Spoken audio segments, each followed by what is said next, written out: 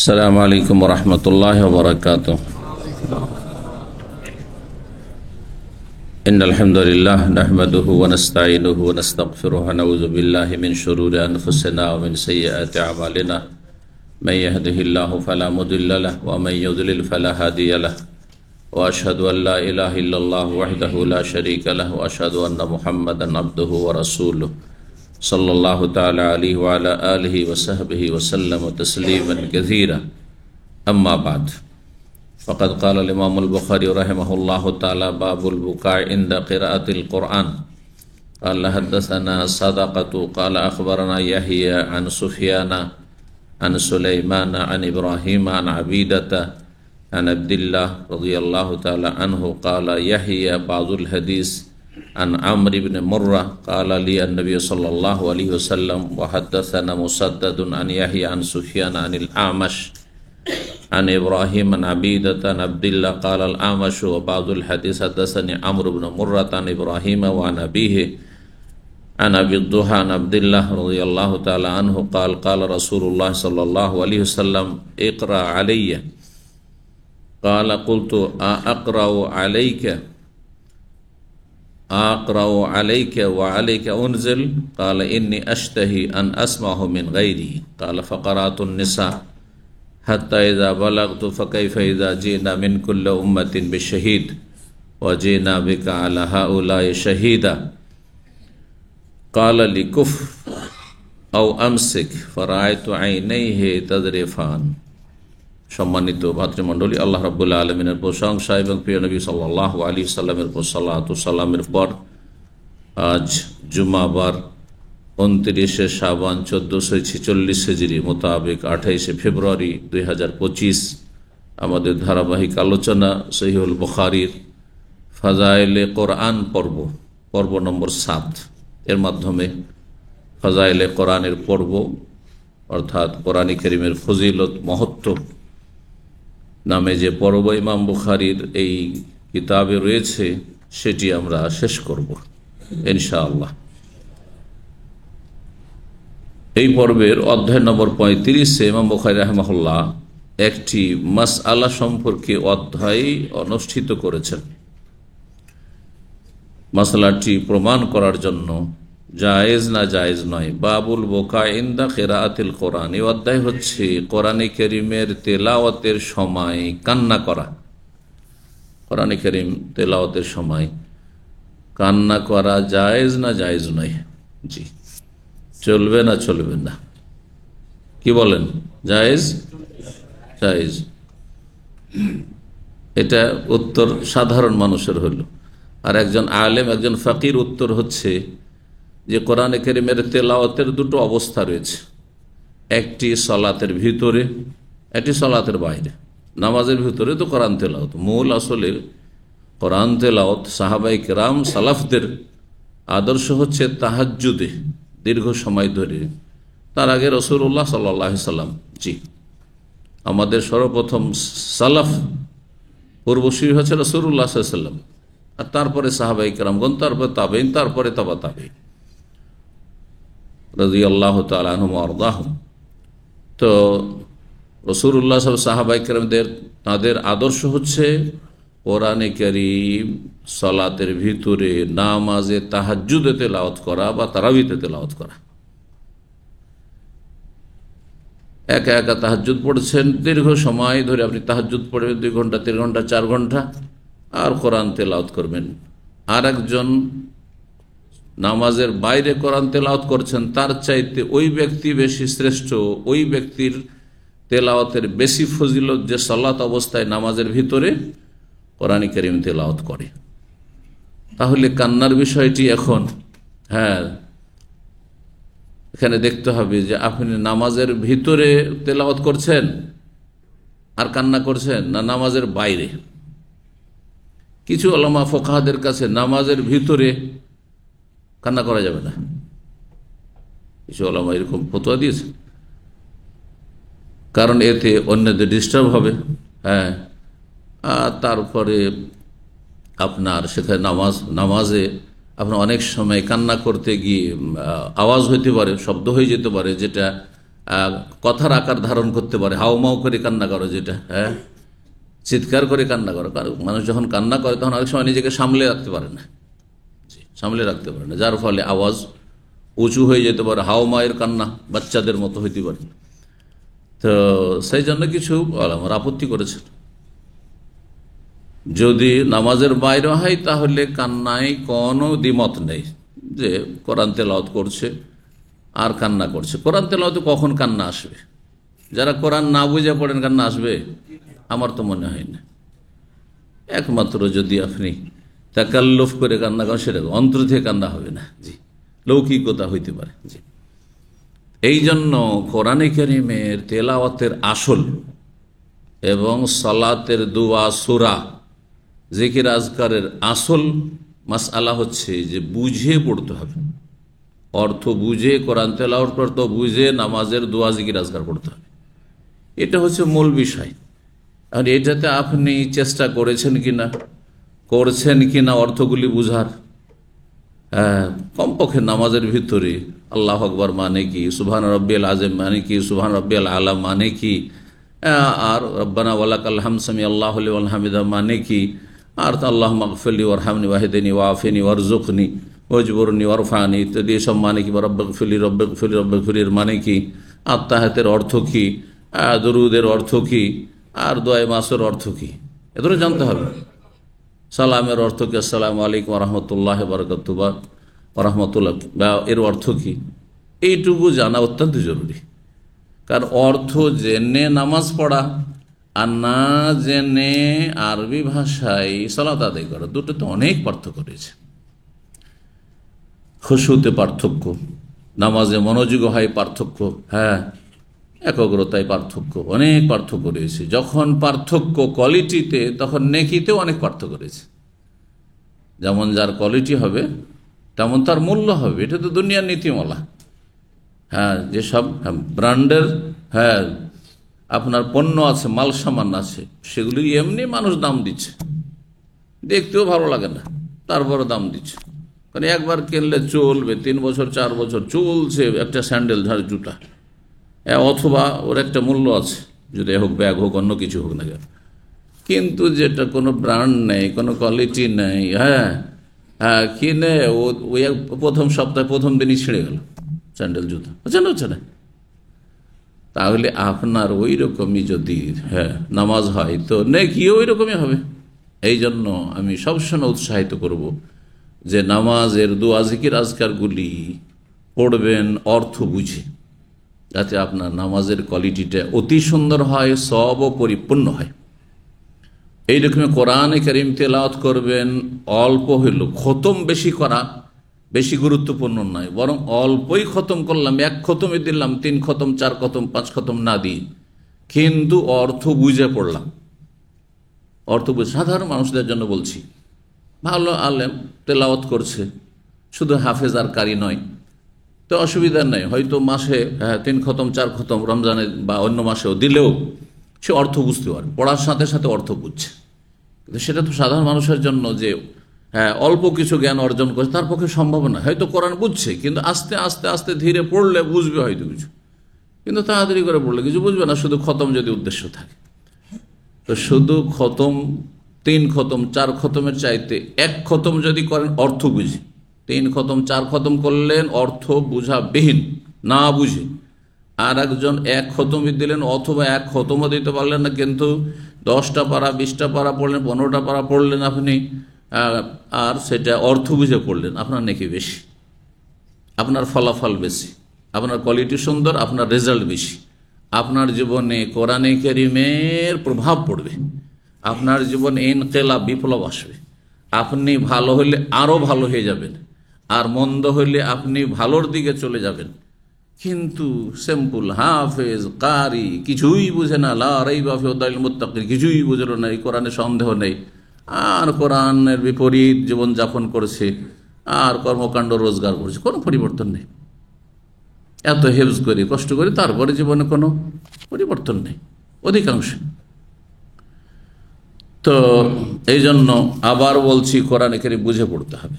কথা দূরে চলে গেল, আসল মাসলা হচ্ছে কোরআনে কারীম তেলাওয়াতের সময় কি করা, কান্না করা, সেটা নামাজের ভিতরে হোক নামাজের বাইরে তেলাওয়াত হোক, জায়েজ রয়েছে। কিন্তু নামাজের ভিতরে হলে নবী সাল্লাল্লাহু আলাইহি ওয়াসাল্লামের কান্নার সুন্নত, নবী সাল্লাল্লাহু আলাইহি ওয়াসাল্লাম কেঁদেছেন নামাজের ভিতরে, কিন্তু হাদিসে রয়েছে তার কান্নার আওয়াজটি হতো আজিজুন কা আজিজিল মিরজালে মিনাল বোকা, কান্নার আওয়াজটি হতো আপনার ফুটন্ত পানি যখন ভাত ফোটান অথবা আপনার প্রেশার কুকার ধরে, প্রেশার কুকার, তাহলে বেশি উদাহরণটা বুঝতে পারবেন। আপনার প্রেশার কুকার যখন ফুটছে সঁ করে আওয়াজ করছে না, শাঁ করে বা শোঁ করে আওয়াজ করছে, অথবা ফুটন্ত পানি, পানি যখন টকবক করে ফুটছে, জি, তখন একটা আওয়াজ হয় না শোঁ করে। তো ওই রকমই ভিতরে তার কান্নাটা ভিতরে থাকতো, কলবে হৃদয়ে, এখান থেকে কান্না হইতো। আর সেটাকে যথাসাধ্য চেপে রাখা, কান্নাকে যদি দমাবার চেষ্টা করে, চেপে রাখার চেষ্টা করেন, তো একটু শাঁ করে আওয়াজ হবে, আশেপাশের লোক বুঝতে পারছে এই লোকটি কান্না করছে। কিন্তু সশব্দে হাওমাও করে একবারে গোটা হল বা গোটা মসজিদ বাজিয়ে দিলেন না আপনি, এই কান্নাটি হচ্ছে সুন্নতি কান্না। কোরআন তেলাওয়াতের সময় হোক অথবা নামাজের সময় হোক, নামাজের ভিতরে হোক। জি। আর কিছু লোকেরা তারাবিতে দেখা যায় দেশে, তারা জাহেল মানুষ, আলেমরা এরকম করে না, এখানকার জ্ঞানীরা কান্না করে তারাবিতে বা কিয়ামুল লাইলে, এমন কান্না করছে গোটা মসজিদ বাজিয়ে দিল, হাওমাও করে কান্না করছে। এটা আপত্তিকর। যদি সামলাতে না পারে আর হাওমাও শুরু হয়ে যায় তো নামাজ বাতিল হবে না, নামাজ নষ্ট হবে না, কিন্তু সেটা অপছন্দনীয় যে আপনি নামাজে এমনভাবে কাঁদছেন যে নামাজের বাইরে যেমন কান্না মানুষ হাওমাও করে কান্না করে, সেই রকম কান্না যেন না হয়। জি। এক কথায় কোরআন তেলাওয়াতের সময় কান্না করা শরীয়ত সম্মত, জায়েজ। নবী সাল্লাল্লাহু আলাইহি ওয়াসাল্লাম কান্না করেছেন, কিন্তু নবী সাল্লাল্লাহু আলাইহি ওয়াসাল্লাম কান্নার কোয়ালিটি বললাম, ওই রকম হলে বেশি ভালো।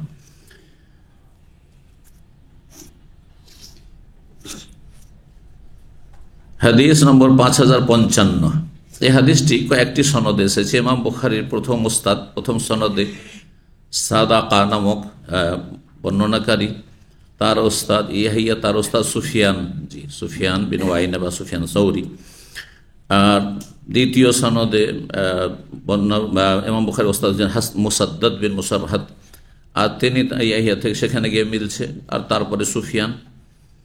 আর এইভাবেই হাদিসটি এখানে বর্ণনা করেছেন। হাদিসের মতন বা বিষয়বস্তু একটি। আর হাদিসের বর্ণনাকারী সাহাবী হচ্ছেন আব্দুল্লাহ ইবনে মাসউদ রাদিয়াল্লাহু তাআলা আনহু। তিনি বলেন কালা রাসূলুল্লাহ বলেছেন একবার, কাকে? আব্দুল্লাহকে। কালা রাসূলুল্লাহ মানে রাসূলুল্লাহ বললেন, আব্দুল্লাহ ইবনে মাসউদ সামনে ছিলেন, কি বললেন? ইকরা আলাইয়া, আমাকে পড়ে শোনাও, কোরআন তেলাওয়াত করো। জি, এর আগে এই হাদিসটি এসছে, বলেছি এখান থেকে বোঝা গেল যে সিনিয়র ব্যক্তি জুনিয়রকে কোরআন তেলাওয়াত শোনাও বলতে পারে এবং জুনিয়রের তেলাওয়াত শুনতে পারে সিনিয়র। এর বিপরীত হইতে পারে যে যিনি বেশি সিনিয়র, বেশি জানে কোরআন সম্পর্কে, তিনি তেলাওয়াত করছেন আর ছোটরা শুনছেন, যারা কম জানে তারা, দুটোই জায়েজ। একে অপরকে কোরআন শোনানো এটা হাদিস দ্বারা প্রমাণিত। সব সময় মানুষ হয়তো পড়তে পারে না, পড়ার জন্য একটা এনার্জি লাগে, আর তারপরে আগ্রহ লাগে। স্বতঃস্ফূর্তভাবে যদি কোরআন তেলাওয়াত করতে পারেন তাহলে পড়বেন, হাদিস সর্বশেষ এই অধ্যায়ে হাদিস আছে। আর যদি দেখা যায় যে আমার কি আসছে, একঘেয়েমি চলে আসছে, বিরক্তি, শব্দের জোর কোরআন সম্পর্কে বিরক্তি কথাটি মোটেই সমীচীন নয়, উচিত নয়, কিন্তু মানুষ তো মানুষ, সুতরাং পড়া সবসময় অ্যাক্টিভিটিস একরকম থাকে না। একসময় খুব আগ্রহের সাথে আর বড়ই উদ্যম উদ্দীপনা নিয়ে পড়ছেন আপনি, আর কখনো পড়ছেন কিন্তু আপনার মধ্যে অলসতা চলে এসছে, আর একটু ক্লান্তি ভাব চলে এসছে, একটু ঝিমানো ভাব, তন্দ্রা চলে এসছে। এমন যদি হয় তাহলে কোরআন তেলাওয়াত বাদ দেন। ক্লান্ত হয়ে এসেছেন, বসে থাকতে কষ্ট লাগছে, শুয়ে গেলেন লম্বা হয়ে, আর শুনতে লাগলেন যে শুনি এখন, তো শোনাও এবাদত আর তেলাওয়াত এবাদত, যদিও তেলাওয়াতে বেশি সব শোনার চাইতে কোরআন। তো রাসূলুল্লাহ বললেন ইকরা আলাই, আমাকে পড়ে শোনাও। কালা কুল, তো তখন আমি বললাম আকরাও আলাইকা। আকরাও আসলে ছিল আকরাও, হামজা ইস্তেফহাম, আমি কি আপনাকে পড়ে শোনাবো? ওয়া আলাইকা উনজিল, অথচ কোরআন আপনার প্রতি সরাসরি নাযিল হয়েছে, আপনাকে আবার কি শোনাবো? আমি ছোট মানুষ, আমি আপনার কাছ থেকে কোরআন শিখেছি, আপনাকে কোরআন শোনাবো? এইভাবে জিজ্ঞেস করছেন ইবনে মাসউদ। কালা নবী সাল্লাল্লাহু আলাইহি ওয়াসাল্লাম বলেন, ইন্নী আশতাহি আন আসমাহু মিন গায়রি, অন্যের বাদ ইন্নী উহিব্বু, আমি আশতাহি মানে আমি আগ্রহী, আমার চাহিদা, মনের চাহিদা যে আমি অন্যের কাছ থেকেও কোরআনের তেলাওয়াত শুনি। তো মাঝে মাঝে অন্যের তেলাওয়াত শোনা বা অন্যের বক্তব্য শোনা, যতই বড় আলেম হন না কেন আর যতই বড় দায়ী হন না কেন, অন্যের বক্তব্য বা অন্যের তেলাওয়াত শুনলে আপনার ফায়দা আছে। কখনো কখনো নিজে বলে অতটা ফায়দা হয় না, ওই কথাগুলি তো অন্যের মুখ থেকে শুনলে আপনার আমার ওপর বেশি তার তাসির বা সুপ্রভাব পড়তে পারে। এজন্য মাঝে মাঝে আমি অন্যের বক্তব্য শুনি, জি, কিন্তু কার শুনি? যার কাছ থেকে আমি অতিরিক্ত কিছু এলেমের আশা রাখি, জি, অথবা কারো ভুলভ্রান্তি বিভ্রান্তি রয়েছে, সেটা থেকে জাতিকে সতর্ক সাবধান করার জন্য শুনতে হয়, সেটা ভিন্ন নিয়ত, জি, সেটাও নেকির কাজ। কিন্তু আপনি শুধু একটু টেস্ট করে বাড়াবেন, সাধারণ মানুষ যে বেদাতি মোল্লা, এই সুফিরও শুনি, আর এই ইখওয়ানি আপনার ওই যারা গদিবাদী, ধর্মকে আড় করে যারা গদির স্বপ্ন দেখে, তাদেরও ওয়াজ শোনেন, আর আপনি সালাফি আহলে হাদিস আলেমদেরও শোনেন, সব জগা খিচড়ি। আর যদি আপনাকে বলে যে আপনি কি করছেন, আপনি বেদাতির কেন ওয়াজ শুনছেন? বলছে আমি যেটা ভালো সেটা নিয়ে নেব। আরে বাবা, এতই যদি যোগ্য হবে ভালো সেটা নিয়ে নেওয়ার যোগ্যতা, তাহলে তুমি শুনবেই কেন? তুমি এখানে শোনাবে বসে, বুঝতে পারছেন? এতটা যদি আপনার হক বাতিলে আর সহি গলতে পার্থক্য করার ক্ষমতা থাকবে যে আমি সবারই শুনবো, দেওবন্দিরও শুনবো, বেরলিরও শুনবো, আমি সবার শুনবো, আমি আর শিয়ারও শুনবো, সমস্ত তরিকতওয়ালারও শুনবো, আর যারা সালাফি আলে তাদেরও শুনবো, আর তারপরে যেটা ভালো হবে সেটা নিয়ে নেব। তাহলে এটা ডাক্তারের কাছে গিয়ে কেন করেন না? 5টা ডাক্তারকে জিজ্ঞাসা করে নেব, আর 5টা কি বলছে, আর তার মধ্যে থেকে যেটা ভালো ঔষধ মনে হবে ওইটা আমি ফার্মেসি থেকে কিনে নেব। করা যায় না? আমি একটু পরামর্শ নিয়ে নেবো, আমি ফাইলও খুলবো না, খরচও করবো না, কিচ্ছু করবো না। করা যায় না? কেন করেন না? করবেন। দুনিয়ার ক্ষেত্রে খুব চালাক চতুর নারী ভাই, একজন বিশ্বস্ত ডাক্তারের কাছ থেকে আমাকে প্রেসক্রিপশন নিতে হবে, লিখে নিতে হবে, তারপরে তিনি যেইভাবে গাইড করবেন সেইভাবে আমাকে আমল করতে হবে, সেইভাবে ওষুধগুলো সেবন করতে হবে, সেটা ভালো করে বুঝছেন। কিন্তু ভালো দক্ষ আলেমের কাছ থেকে আমাকে আকীদা নিতে হবে, মানহাজ নিতে হবে, ফতোয়া নিতে হবে, জায়েজ না জায়েজ নিতে হবে, এইটা বুঝেন না। উনিও তো সহি আকীদার বলে দিয়ে আপনি নিজের দায়িত্বকে এড়িয়ে গেলেন, চলবে না? মোটেই চলবে না। আপনাকে যোগ্য ব্যক্তির কাছ থেকে আপনাকে জানতে হবে। ফাসআলু আহলা যিকরি ইন কুনতুম লা তা'লামুন বিল বায়িনাতি ওয়াজ জুবুর, দলিল এবং অকাট্য প্রমাণ। আর দলিল হচ্ছে কাল আল্লাহ কাল রাসূল, আল্লাহ এবং রাসূলের কথা কার কাছে বেশি রয়েছে এবং কারটা বেশি শক্তিশালী মনে হচ্ছে। এতটা কিন্তু হিতাহিত জ্ঞান আল্লাহ সবাইকে দিয়েছে, যে একজন দলিল ভিত্তিক কথা বলছে, আরেকজন বিনা দলিলে কথা বলছে, আর একজন ভুল বেশি করছে, একজনের হয় মানুষ মাত্রে ভুল হতে পারে কিন্তু ভুল খুব কম আছে। এইগুলো জিনিস কমন সেন্সে বুঝার আবার প্রত্যেককে আল্লাহ ক্ষমতা দিয়েছেন, যতই আপনি মূর্খ হন না কেন, অশিক্ষিত হন না কেন, এটাকে আপনাকে কাজে লাগাইতে হবে। কারণ আখেরাতটা আপনার গরজ আগে, দুনিয়ার গরজে কিন্তু সব বুঝছেন যে দাম্মাম এই প্লেসগুলোতে কোন ব্যবসাটা ভালো চলবে, যারা ব্যবসায় নামতে যারা সব বুঝছেন কোন সময় কোন ব্যবসা চলবে, কোন জায়গায় কোন ব্যবসা চলবে, এখানে এই ব্যবসা চলবে না, ভালো করে বুঝছেন, তারপরে আপনি ব্যবসা শুরু করছেন। দুনিয়া বোঝার জন্য এত চেষ্টা করছেন, আর দিন বোঝার জন্য আপনি কোনো চেষ্টা না করে বলবেন যে আমার কি দোষ, আর হুজুরেরই বিভিন্ন মত বলছে তো আমার কি দোষ, কোনো একটা ধরেই নিলাম আমি, জান্নাত পেয়ে যাবেন অত সহজে? না, মোটেই পাবেন না। আপনাকে সর্বাত্মক চেষ্টা করতে হবে জান্নাতে পৌঁছার জন্য এবং সিরাতে মুস্তাকিমে চলার জন্য। তো রাসূলুল্লাহ সাল্লাল্লাহু আলাইহি ওয়াসাল্লাম বললেন যে আমি অন্যের কাছ থেকে শোনা পছন্দ করি। কালা ইবনে মাসউদ বলছেন, ফাকারাতুন নিসা, সূরা নিসা পাঠ করতে লাগলাম। শুরু থেকে পাঠ করতে করতে আয়াত নম্বর 41 পর্যন্ত পৌঁছিলেন, যেখানে রয়েছে ফাকাইফা ইযা জিনা মিন কুল্লি উম্মাতিন বিশাহীদ, কি অবস্থা হবে হে নবী যেই দিন আল্লাহ বলছেন আমি প্রত্যেক উম্মতের একজন করে সাক্ষী নিয়ে আসব, যেই সাক্ষী উম্মতের বিপক্ষে সাক্ষী দেবে, যেই উম্মতরা দাবি করেছে আমি ওই নবীর উম্মত, কিন্তু নবীর আদর্শ ফলো করেনি। তাহলে যারা নবী সাল্লাল্লাহু আলাইহি সাল্লামের ছেড়ে যাওয়া ইসলাম 1400 বছর আগে যেই ইসলাম ছিল মদিনার ইসলাম, সেই ইসলাম পালন করেনি, বিভিন্ন বিদাতে জড়িয়ে গেছে, বিভিন্ন তরিকতে জড়িয়ে গেছে, বিভিন্ন রকমের ধ্যান ধারণায় তারা বিশ্বাসী, যেই ইসলাম সাহাবায়ে কেরাম জানতেন না, মিলাদুন নবী জানতেন না, শবে বরাত জানতেন না, রজব মাসের শবে মেরাজের বিদাত এসব জানতেন না, নিয়ত পড়া জানতেন না রোজার জন্য আর নামাজের জন্য, এসব জানতেন না সাহাবায়ে কেরামরা, বুঝা গেছে। আর একামতের দিন মানে ক্ষমতা, এইসব সাহাবায়ে কেরাম জানতেন না। একামতের দিন মানে তৌহিদ থেকে, লা ইলাহা ইল্লাল্লাহ থেকে শুরু হবে। আর এইসব ইসলাম পালন করেছেন, তাদের বিরুদ্ধে সাক্ষী দেবেন নবী। প্রত্যেক নবী নিজ নিজ উম্মতের বিভ্রান্ত যারা, ডানে বা বিভ্রান্ত, তাদের বিরুদ্ধে বিপক্ষে সাক্ষী দেবেন। আল্লাহ বলছেন এই আয়াতে। কি অবস্থা হবে সেই হাসরের মাঠে? আল্লাহ বলছেন ইযা জিনা মিন কুল্লি উম্মাতিন বিশাহিদ, প্রত্যেক উম্মতে যখন এক একজন সাক্ষী আমি নিয়ে আসবো, ও যে নবীকা আলা হাউলাই শাহিদ, হে নবী তোমাকেও নিয়ে আসবো আমি আলা হাউলাই, এই লোকদের ওপর, এই যে তোমার উম্মত, শেষ উম্মত তোমার, এদের বিপক্ষে নিয়ে আসবো শাহিদান, সাক্ষী করে। তোমাকেও সাক্ষী দিতে হবে, তোমাকেও সাক্ষী দিতে তাদের বিরুদ্ধে যে এরা আমার তরিকাই ছিল না, আমার আদর্শ মানেনি, সাক্ষী দিতে হবে। নবী সাল্লাল্লাহু আলাইহি সাল্লাম রহমাতুল লিল আলামিন, আল্লাহ বলছেন বিশ্বজাহানের জন্য তিনি রহমত। বিশ্বজাহানের মধ্যে সবচেয়ে শ্রেষ্ঠ হচ্ছে মুসলিম, আর বিশ্বজাহানের মধ্যে পোকা মাকড় কীট পতঙ্গ পশু পাখি, নবী সাল্লাল্লাহু আলাইহি সাল্লাম সমস্ত সৃষ্টির জন্য রহমত। আলামিন, আল্লাহ ছাড়া যা কিছু আছে সব কিছুই হচ্ছে আলামের অন্তর্ভুক্ত। আলাম মানে জগৎ। যিনি রহমতুল্লাহ বিশ্ব জগতের জন্য রহমত, তিনি নিজের উম্মতের বিরুদ্ধে সাক্ষী দিতে বাধ্য হবেন হাসরের মাঠে। এই অনুভূতি নিয়ে নবী সাল্লাল্লাহু আলাইহি ওয়াসাল্লাম সামলাতে পারলেন না, কেঁদে ফেললেন।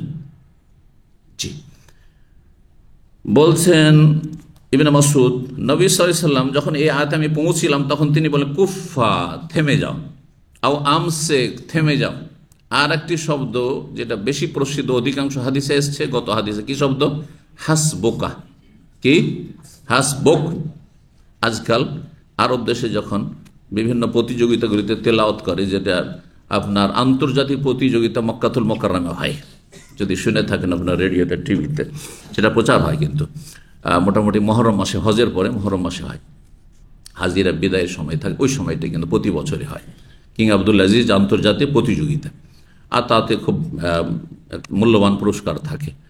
তো তাতে কিন্তু যারা শোনেন, যারা সেখানে রয়েছেন বিচারক, তারা পড়তে বলেন, অমুক আয়াত থেকে পড়তে শুরু কর, তারপরে কিছুক্ষণ পড়লো, এক পেজ দুই পেজ পড়লো, আর তারপরে কি বলেন তারা? হাসবুক, মানে তোমার জন্য যথেষ্ট, মানে থেমে যাও। জি, সাদাকাল্লাহুল আজিম বলেন না, না যিনি শুনছেন তিনি বলেন, না যিনি পাঠ করছেন তিনি বলেন। অথচ বাংলাদেশ বা মিশর থেকে আসলে বা মালয়েশিয়া থেকে আসলে ওইখানে দেশে যখন পড়ে, তখন পড়া থেকে যখন কোরআন তেলাওয়াত স্টপ করে, থামে, কি বলে? সাদাকাল্লাহুল আজিম। তো দেশে আবার সাদাকুল আজিম, এখানে কেন সাদাকুল আজিম পড়েন না? বোঝা গেছে? তাহলে বোঝা গেল কাজটি ভালো নয়। কাজটি যদি রাসূলুল্লাহ সাহাবায়ে কেরামদের হইতো তো অসুবিধা কি? যেমন আমাদের বক্তব্য এখানে যেটা বলছি সেটা দেশেও বলছি। এই নয় যে দেশে গেলে বেদাতি কথাবার্তা বলতে শুরু করলাম, সবার সাথে তাল মিলিয়ে চলতে শুরু করলাম, না না না। আর হক কথা, কোরআন হাদিসের কথা বলতে কোনো অসুবিধা নেই, বুক ফুলিয়ে বলছি, সব জায়গায় বলছি, সবার সামনে বলছি, 27 বছর থেকে এই দামে আমি বলছি, আলহামদুলিল্লাহ। কিন্তু যারা বেদাত করে, ওই লুকিয়ে লুকিয়ে বিভিন্ন, ওইখানে আমাদের হয়, এই আলোচনা হয়, অমুক রুমে হয়, অমুক জায়গা হয়, ও ঘরে ঘরে গিয়ে লুকিয়ে লুকিয়ে দিনের কাজ করে। আর দিন ইসলামের কাজ করবেন তো লুকিয়ে কেন? আবার সৌদি আরবের মতো জায়গাতে। তার মানে আপনার এই ইসলামের নামে যে দাওয়াত দিচ্ছেন সেটা হচ্ছে ভেজালযুক্ত দাওয়াত। ভেজাল ইসলাম পেশ করছেন, সেই জন্য লুকিয়ে লুকিয়ে গোপনে করতে হচ্ছে। কেন গোপনে করবেন? আপনি কোরআন হাদিসের কথা বলুন, আল্লাহ রসুলের কথা বলুন, তৌহিদের কথা, আকীদার কথা আগে শেখান, আর তারপর ইবাদত বন্দেগী ফরজ ওয়াজিব শেখান, হারাম নাজায়েজ থেকে সতর্ক করুন, আর সুন্নত বিদআত সম্পর্কে সতর্ক করুন, মানুষকে আখলাক চরিত্র আর মানুষকে লেনদেন হালাল এসব শিখান, মামলাত শিখান, কোনো দোষ নেই। সব জায়গায় ভালো কথা বলেন আপনি, যেটা আপনার কাজ সেটা আপনি করেন, পরের চরখায় তেল দিয়ে বাড়ান না। কে দোষ করলো সেটা আমার সংশোধন করার প্রয়োজন নেই, আমার সংশোধন প্রয়োজন এবং আমার সামনে যারা আছে তাদের সংশোধনের প্রয়োজন। যাদের কাছে আমার কথা পৌঁছাতে পারবো তাদের সংশোধন আমি করতে পারবো, এই সম্পর্কে আল্লাহ জিজ্ঞাসা করবেন। আর যাদের কাছে আমি পৌঁছিতে পারবো না ওদের কথা আমাকে কেন আল্লাহ জিজ্ঞাসা করবেন? কারণ এটা আমাদের ক্ষমতার বাইরে। কথা বোঝা গেছে না? জি। তো থেমে যেতে বললেন। সাদাকাল্লাহুল আজিম বলা তাহলে সুন্নত নয়। হ্যাঁ, সালাফি অধিকাংশ ওলামারা এটি বিদআত বলেছেন, আর কমপক্ষে হালকা বলে সুন্নত নাই।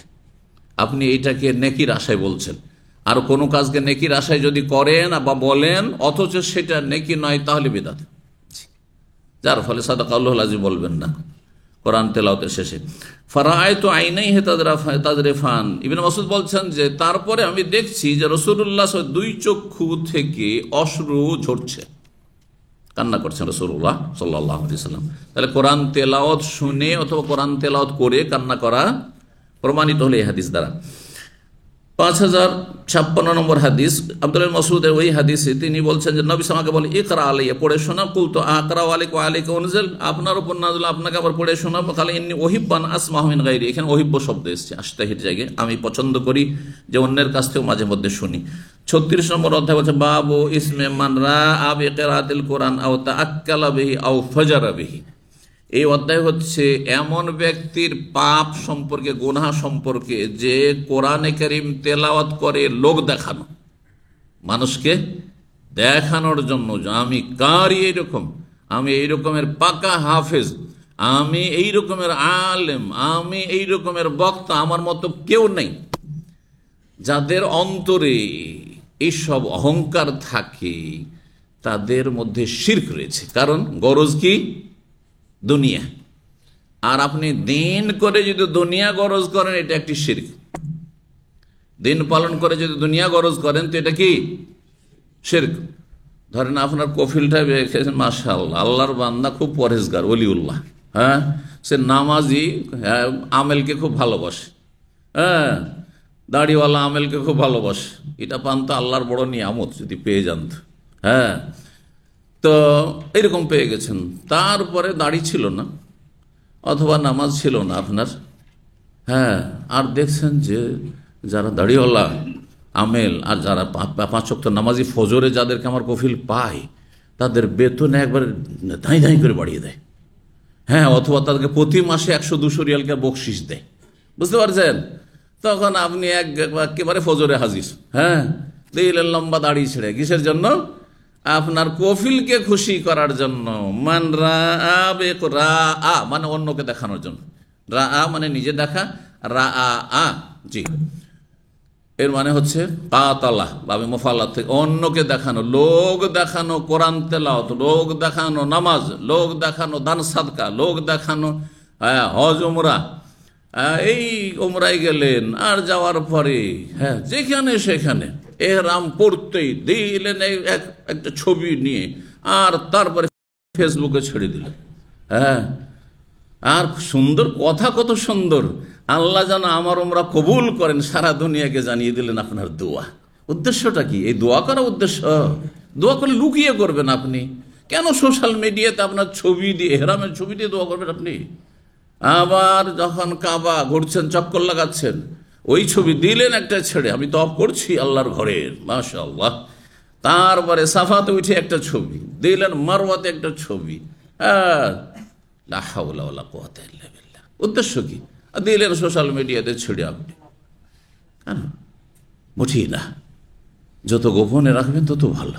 জি, তো যেই ব্যক্তি কোরআনে কারীম কি করবে? তেলাওয়াত করবে বা কোরআনে কারীমের জ্ঞান অর্জন করবে, কোরআনে কারীমের শিক্ষা দেবে, বক্তব্য করবে, আলেমও শামিল, কারিও শামিল, হাফেজও শামিল, সাধারণ মানুষ আপনি রমজানে 3 খতম দিলেন, আর বন্ধু মহলে সবাইকে জিজ্ঞাসা করছেন কয় খতম দিলে, বলছে ভাই 1 খতম পারিনি। তুমি কয় খতম, তুমি কয় খতম, সবার জানার বলছে আমি 3 খতম দিয়েছি। কিছুই বলেন না, এক কথাতে সব বরবাদ করে দিল, সব নষ্ট করে ফেলে না। আরে বাবা, নফল এবাদত, এটা ফরজ এবাদত নাই। ফরজ হইলে একটু জানাতে হবে, না হলে আবার বলবে যে বেনামাজি। ওই জন্য মসজিদে গিয়ে জামাতে নামাজটা পড়তে হবে, বুঝছেন না? কিন্তু সাবানের রোজা জানাইতে হবে, এটা জরুরি নয়। হ্যাঁ, রমজানের রোজা জানুক মানুষ, অসুবিধা নেই, ফরজ নর্মালি রোজা রাখে না। এই জন্য মুসাফিরও যদি হান, অসুস্থ হান, তো মানুষ সব সামনে খাওয়া দাওয়া করবেন না, একটু চোখের আড়ালে খান। রাস্তায় বসে আমি খুব অসুস্থ, আর রাস্তায় বসে এখানে বসে গেছেন, দোকানপাট বাকালাতে কিছু কিনে নিয়ে আর মসজিদের পাশে বসে খাচ্ছেন, মানুষ কি ভাববে? এই যে কোন দাড়িওয়ালা বেরোজাদার, হ্যাঁ, গালমন্দ করবে না, লানত হিসাব করবে না, অথচ আপনি অসুস্থ, অসুস্থ লুকিয়ে খান আপনি ঘরে। তো যেই ব্যক্তি কোরআন তেলাওয়াত করবে লোক দেখানো, কোরআনে কারীমকে দিয়ে সে ভক্ষণ করবে, মানে কোরআনে কারীমকে দিয়ে পেট পূজা করবে, অর্থাৎ এটা ইনকাম সোর্স হিসাবে নেবে। এই যে কোরআন খানি করে বক্সানো, শুধু কোন হাফেজকারী যারা এই পেশাদার যারা মোল্লা কোরআন বগলে করে করে বাড়ি বাড়ি গিয়ে এই মরা ব্যক্তিকে জান্নাতে পৌঁছায়, তাদেরকে বলেন যে আমার বাড়িতে কোরআন পড়তে হবে, কিন্তু আজকে খাওয়া দাওয়া নাই, কিন্তু হুজুর খাওয়া দাওয়া কিছু নাই কিন্তু। আর বলেন আমার বাড়িতে কোরআন পড়তে হবে, কিন্তু বকশিস দিতে পারবো না, টাকা পয়সার টানাটানি আছে, এটা বলে দেন, দেখেন কয়জন আসে। তার মানে এই কোরআন খানি কিসের জন্য? ইবাদতের জন্য, আল্লাহকে রাজি করার জন্য। কিসের জন্য? পয়সার জন্য আর পেটের জন্য, ভালো ভালো খাওয়ার জন্য। আর তা আক্কালা, এই যে কোরআন দিয়ে যে পেট পূজা করবে, খাবে, আকালা থেকে তা আক্কালা। আও ফাজারা বেহি, কোরআনে কারীমের শিক্ষা লাভ করে সে পাপে লিপ্ত হবে, অর্থাৎ নিজের বীরত্ব বাহাদুরি দেখাবে যে আমার মতো কেউ নাই, হ্যাঁ আমি হচ্ছে আন্তর্জাতিক, আমার এই রয়েছে, আমি এতদিন ধরে ফতুয়া দিই, আর আমার ফতুয়াতে কেউ ভুল বের করতে পারবে না। ফাজারা বেহি বলি, জি এসব কি অহংকার?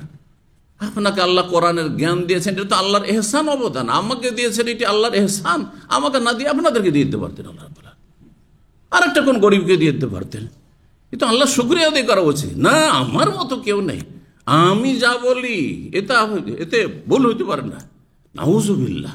এটা তো নবী রসুলের শান, তারপরে নবী রসুল তাওয়াজু করেছেন, ইন্নামা আনা বাশার, ওহী নাযিল হচ্ছে, তার বলছে আমি মানুষ, সুতরাং ভুল হইতে পারে। জি, আল্লাহু আকবার, সতর্ক সাবধান। আও ফাজারা বিহি, মানে গুনার কাজে কেউ লিপ্ত হলো, কোরআন দিয়ে গুনার কাজে, কোরআন দিয়ে গুনার কাজে লিপ্ত হওয়ার আরেকটি উদাহরণ দিই, কারণ এখানে বেশ কিছু এই রকমের ঘটনা, অঘটন, হ্যাঁ ঘটেছে বা বিভিন্ন জায়গায় ঘটে, আর আমার কাছে এই মাসলাগুলি বা এই বিষয়গুলি আর এই অভিযোগগুলি আসে। কোন একটা মেয়ের সাথে পরিচয় হয়ে গেল, মেয়েটি নতুন এখন হেদায়েত হয়েছে, স্কুল কলেজ পড়ুয়া মেয়ে, সাবালিকা, আর তারপরে যার সাথে পরিচয় হয়েছে সে হচ্ছে হাফেজ বা হুজুর, অথবা আমাদের দিনী সার্কেলের কোনো ভাই, বুঝতে পারছেন, কোরআনটা একটু শুদ্ধ পড়তে পারে। কি করছে তখন? সে কোরআন পড়াচ্ছে, মেয়ে আছে মালয়েশিয়াতে, মেয়ে আছে অস্ট্রেলিয়াতে, মেয়ে আছে ইউরোপ আমেরিকা কোথাও কানাডাতে আছে, ওকে অনলাইনে কোরআন পড়াচ্ছে। আচ্ছা, অনলাইনে কোরআন পড়ার জন্য মেয়েকে পড়াবার জন্য নাই, আপনি পুরুষ কেন মেয়েকে পড়াবেন? আপনি যদি এতই নেকি করবেন, তাহলে মেলা পুরুষ জাহেল কোরআন পড়তে পারে না, তাদেরকে শেখান আপনি, হ্যাঁ, আর কোন একটা মহিলা টিচারের ব্যবস্থা করে দেন যে কোরআন পড়া, 1 নম্বর কথা। তারপরে শুধু তাতেই ক্ষান্ত নয় যে অডিওতে শুধু শুনছে তার কোরআন, হ্যাঁ, যেটাকে বলা হচ্ছে কি আপনার ভিডিও নয়, ভিডিও কল নয়, অডিও কলে শুধু, ভয়েস কলে শুধু শুনছে তার তেলাওয়াত, তেমনও নয়। বলছে যে এইভাবে তো পড়াটা ভালো হয় না, তো এক কাজ করা যায়, ভিডিও কলে, এখন জুমে ভিডিও কলে কোরআন পড়াচ্ছে সরাসরি, নাউজুবিল্লাহ চেহারা দেখে, আর এই করতে করতে তার প্রেমে লিপ্ত হয়ে গেছে। দীর্ঘদিন প্রেমের খেলা চললো হাফেজ সাহেব আর কারি সাহেবের, আর তারপরে তার সাথে বিয়েরও প্রতিশ্রুতি করলো। যখন হোম মিনিস্টার জানতে পেরেছে, বুঝেন তো হোম মিনিস্টার কে? বুঝে হোম মিনিস্টার ঘরের মন্ত্রী স্ত্রী জানতে পেরেছে, এমন শাসানি ধমক দিয়েছে ওই হাফেজকে, ওই মোল্লা হুজুরকে, আর ওইদিকে ওর নাম্বারটা ওখান থেকে নোট করে ওই মহিলাকে দিয়েছে ধমক, যে তুই আমার সংসার নষ্ট করতে এসেছিস। একেবারে সম্পর্ক ছিন্ন ভিন্ন, আর কোথায় কোরআনের তালিম, সব শেষ। এসব কিস্সা, সত্য কিস্সা বলছি। আও ফাজারা বিহি, কোরআন দিয়ে আপনি পাপ করছেন। আল্লাহ কোরআনের নিয়ামত দিলেন, আলেম বানাইলেন, হাফেজ বানাইলেন, কারি বানাইলেন, আর কোরআনের জ্ঞান দিলেন, আর তা দিয়ে নেকি না করে আপনি ফাজের বনবেন আপনি। আও ফাজারা বিহি, এবার বুঝতে পেরেছেন? এইরকম মেলা উদাহরণ আপনি এক্সাম্পল দিতে পারবেন। যে কোনো ব্যক্তি যদি কোরআন দিয়ে পাপ করে, কোরআন দিয়ে পাপ করে, জি, এদের কঠিন শাস্তি, এদের কঠিন শাস্তি। জি, 5057 নম্বর হাদিস বর্ণনা করছেন আলী রাদিয়াল্লাহু তাআলা আনহু। হাদিস বর্ণনাকারী কে? চতুর্থ খলিফা আলী রাদিয়াল্লাহু তাআলা আনহু। হাদিসটি হচ্ছে খারেজিদের সম্পর্কে। হাদিসটি হচ্ছে বর্তমান যুগে আপনারা অনেকে খারেজি শব্দের বোঝেন না, এই জন্য আরো সহজ করে জঙ্গিদের সম্পর্কে, যারা আইন নিজের হাতে তুলে নেয়, আর যারা বরং তারা কাফেরদের বিরুদ্ধে যতটা সোচ্চার নয় তার চেয়ে অনেক বেশি মুসলিম পাপী শাসক নেতা পয়সাওয়ালাদের বিরুদ্ধে সোচ্চার। তাদের যারা ভুল ধরে যে এই পন্থাটি ভুল, আইন নিজের হাতে তুলে নেওয়া অথবা সরকারের নেতৃত্ব ছাড়া জেহাদ করা, এগুলি জায়েজ নয়, যখন কোরআন সুন্নাহর আলেমরা, সালাফি আলেমরা বলে বা আরব আলেমরা বলে, তখন বলে যে এরা হচ্ছে সরকারের চামচা, এরা হচ্ছে কি, এরা হচ্ছে রিয়াল খোর, এরা কি আমেরিকা পরিচালনা করে নাকি, এরা নাকি ইহুদিদের এজেন্ট, নাউজুবিল্লাহ, কত না ট্যাগ লাগায়। বুঝতে পারছেন?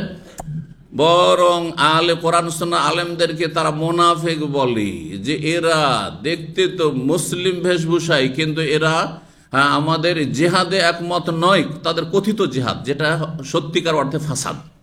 সরকারবিহীন যদি কেউ জেহাদ বলে, সেটাতে ফাসাদ ছাড়া কোনো লাভ নেই। সরকার পাশের দেশ একটাকে সামলাইতে পারে না, আর আপনি আমি কাকে সামলাবেন? আপনি কাকে সামলাবেন? আপনি জেহাদ শুরু করলে তাহলে ট্যাকল দেওয়ার মতো, ডিফেন্সের মতো ব্যবস্থা থাকতে হবে। কেন প্রতিরক্ষা মন্ত্রণালয় দেশে সবচেয়ে বেশি যে খরচ হয়, যেই খাতে খরচ হয় সরকারি, সেটা হচ্ছে প্রতিরক্ষায়, এবং আপনার হোম মিনিস্ট্রিতে খরচ হয়, এগুলোতে খরচ হয় সবচেয়ে বেশি। দেশে যে নাশকতামূলক কাজ হচ্ছে, অথবা বাইরের যে শত্রু রয়েছে, দেশের জন্য ঝুঁকি রয়েছে, এই দুটো বিষয়কে সামলানোর জন্য সবচেয়ে বেশি বাজেট দিতে হয় তাহলে সরকারকে। আর আপনি আমি একটা সংগঠন, ব্যাস জেহাদের ঘোষণা করে দিলাম, এইবার মা যাব, আর তারপরে চাঁদা কালেকশন করে পেটে ঢুকিয়ে দিল। এসব হয়েছে এই 20-25 বছরের ইতিহাসে বাংলাদেশে এইরকম অনেক মোল্লা করেছে, জেহাদের নাম দিয়ে ধোঁকা দিয়েছে, আর কত মানুষের পকেট ঝেড়ে পেট পূজা করেছে। জি, আল্লাহ এদের অনিষ্ট থেকে রক্ষা করুন। এদের বিরুদ্ধে জেহাদ করেছিলেন আলী রাদিয়াল্লাহু তাআলা আনহু, এই খারিজি জঙ্গিদের বিরুদ্ধে, যারা মুসলিমদেরকে কাফের বলতো, আর কাফেরদের ক্ষেত্রে তাদের কোন রকমের মাথা ব্যথা ছিল না। জি, হাদিসটি শোনেন, কারণ তাদের সাথে কোরআন কারীমের তেলাওয়াতের সম্পর্ক। কোরআন কারীমের তেলাওয়াত তাদের মতো কেউ করতে পারে না। এত পরজি, বাহ্যিক তারা এত পরজি, এত মুসল্লি, যে যতই বড় আলেম আর আল্লাহওয়ালা হোক, তাদের নামাজ রোজার কোরআন তেলাওয়াত দেখে নিজের আমলকে তুচ্ছ মনে করবে। হাদিসে রয়েছে। জি, বলছেন আলী রাদিয়াল্লাহু তাআলা আনহু, সামি'তু নবী সাল্লাল্লাহু আলাইহি ওয়াসাল্লাম ইয়াকুল, আমি নবী সাল্লাল্লাহু আলাইহি ওয়াসাল্লামকে বলতে শুনেছি, ইয়াতি ফি আখিরি জামানে কওমুন, শেষ যুগে এমন একটি জাতি আসবে, হোদাসাউল আসনান, হোদাসা হাদিসের বহু বচন, তার মানে হচ্ছে 90। তো মানুষের বয়সের দিক থেকে 90 মানে কি? যুবক, অল্প বয়সী। জি, আসনান সিন্নের বহু বচন, আর সিন্নন মানে বয়স, আয়ু। সিন্নন মানে দাঁত হয়, আর সিন্নন মানে বয়স হয়। জি, বছর পার হইলে বয়স হয়, আর এই জন্য বছরকে সানাতুন বলা। তো হোদাসাউল আসনান, তারা অল্প বয়সী হবে। তারা কি হবে? এই জাতিটা আগামীতে আসবে, নবী সাল্লাল্লাহু আলাইহি ওয়াসাল্লামের জামানায়, সাহাবায়ে কেরামদের জামানায় ছিল না, এমন একটা যুগ আসছে শীঘ্রই। আর সেটি উসমান রাদিয়াল্লাহু তাআলা জামানা থেকে শুরু হয়ে গিয়েছিল। উসমান রাদিয়াল্লাহু তাআলা এই জঙ্গিরাই শহীদ করেছিল, মুসলিম খলিফায়ে রাশেদকে শহীদ করেছিল, নির্মমভাবে হত্যা করেছিল মসজিদে রাসূলুল্লাহ সাল্লাল্লাহু আলাইহি ওয়াসাল্লামের পাশে কোরআন তেলাওয়াতের অবস্থায়। জি, এই জালেম পাগী এই আপনার জঙ্গিরা। আর আলী রাদিয়াল্লাহু ফজরের সালাতে যাচ্ছিলেন, তাকে শহীদ করেছিল। ইবনে মুলজাম, সে বড় কারি ছিল, হাফেজ ছিল, আর মিশরে সে কোরআনের দীর্ঘদিনের শিক্ষক ছিল। কথা বুঝতে পারছেন? কিন্তু এই হতভাগা জঙ্গি, তার হাতে, এই হাফেজ কারির হাতে খুন হয়েছেন আলী রাদিয়াল্লাহু, সেই যুগের সবচেয়ে শ্রেষ্ঠ মানুষ। তাহলে তারা কত বেশি ইসলাম এবং মুসলিম উম্মার জন্য ক্ষতিকর, ধ্বংসাত্মক চিন্তা করে এই জঙ্গিরা।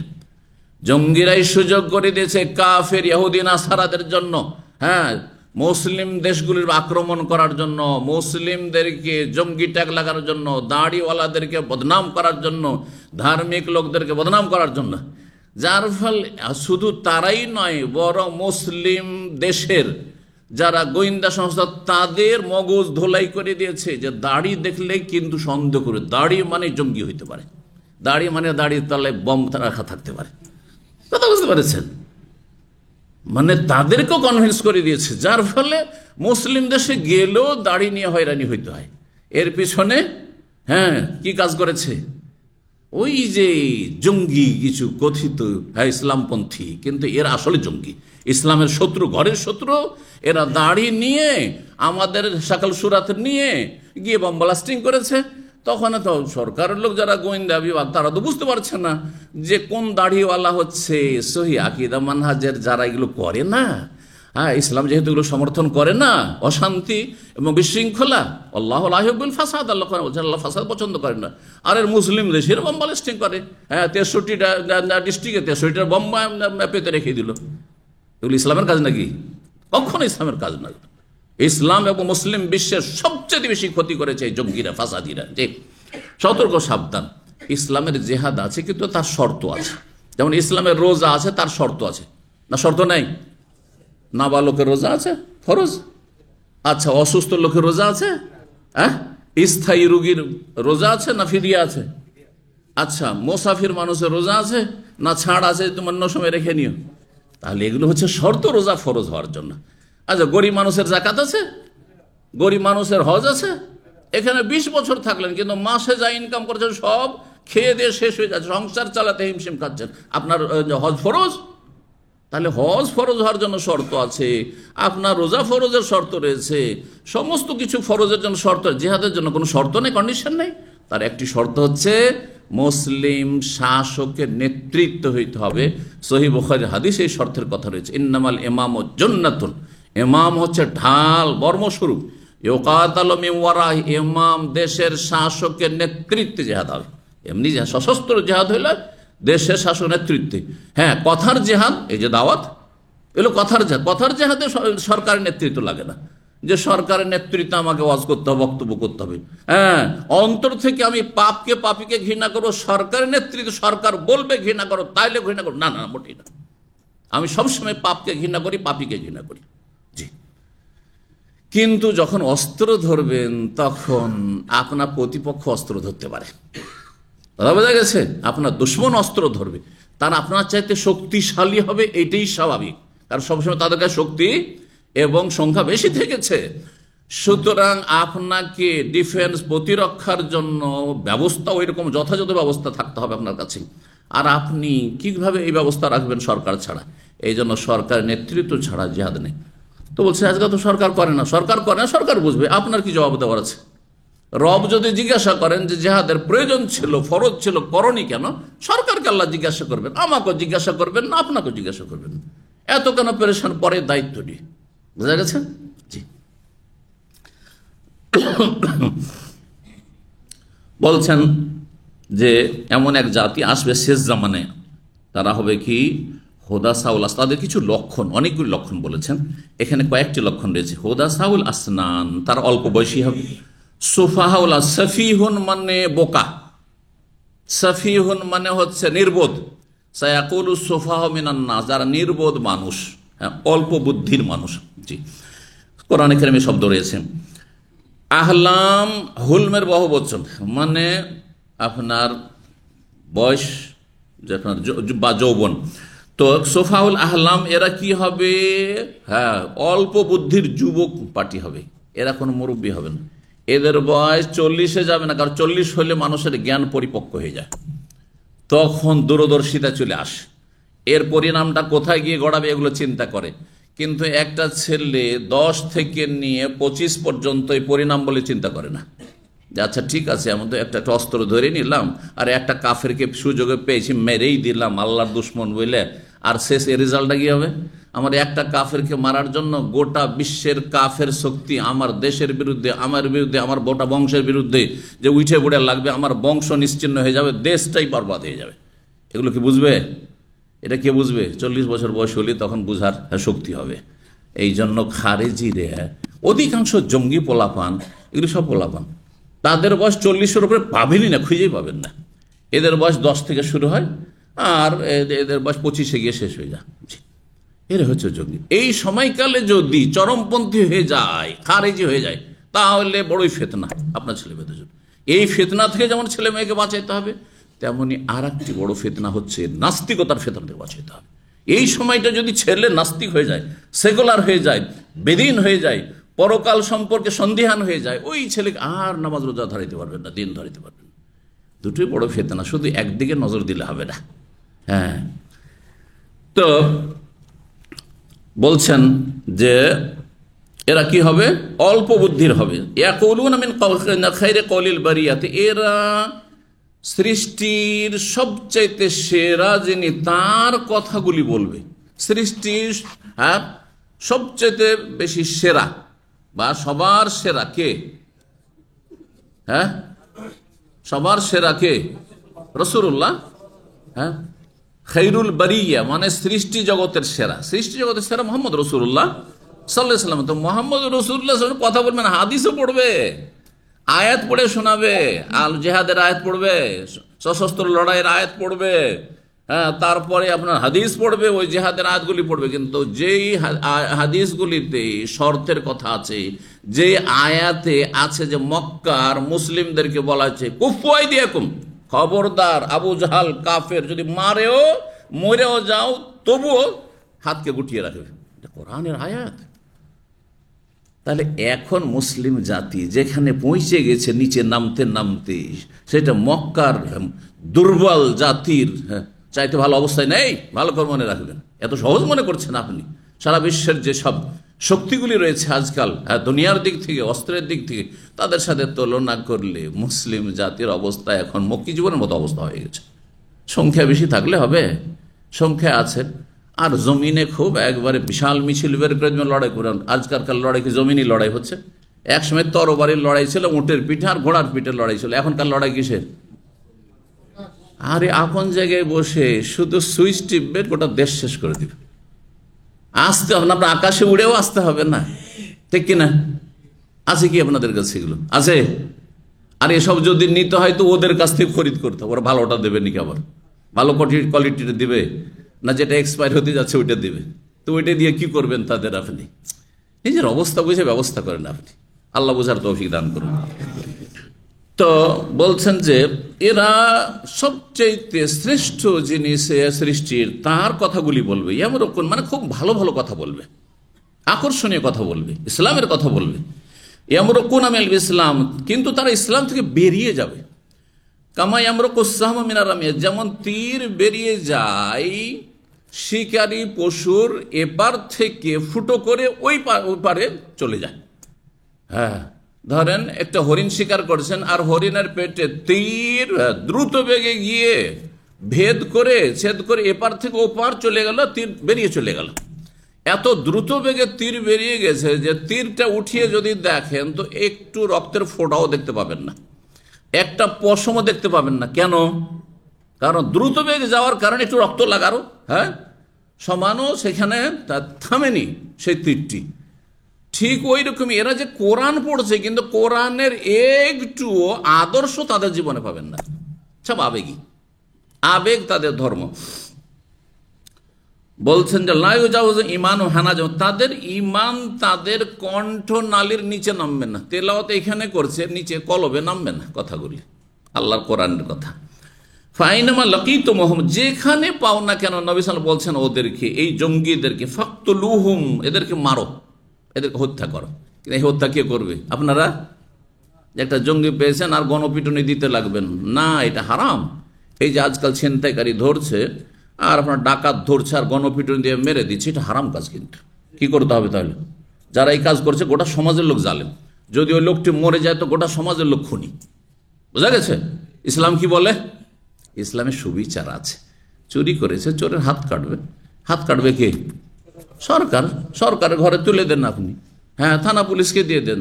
বলে না, ওখানে তো বিচার হয় না, ঘুষ দিয়ে বেরিয়ে যায়। জবাব দিবে রবের কাছে, ওরা জবাব দিবে, হ্যাঁ, পুলিশ প্রশাসন জবাব দিবে। আপনার কি? আপনি উঠিয়ে দেন। জি, বলছেন যেখানে পাও না কেন তাদেরকে ফাকতুল, তাদেরকে হত্যা করো। ফাইন্না কাতলাহুম আজরুন লিমান কাতালাহুম ইয়াউমাল কিয়ামাহ, কারণ তাদেরকে হত্যা করা বড়ই নেকি সওয়াবের কাজ। যারা হত্যা করবে তাদের জন্য কিয়ামতের দিবসে, সেদিন আপনার আমলনামায় আপনার মহাপুরস্কার আকারে বড় নেকি লিখা থাকবে যে আপনি জঙ্গিকে হত্যা করেছেন। হে শাসক বা শাসকের প্রতিনিধি, আদালত বিচার করেছে মৃত্যুদণ্ডের, কিন্তু সত্যিকারের জঙ্গি হইতে হবে।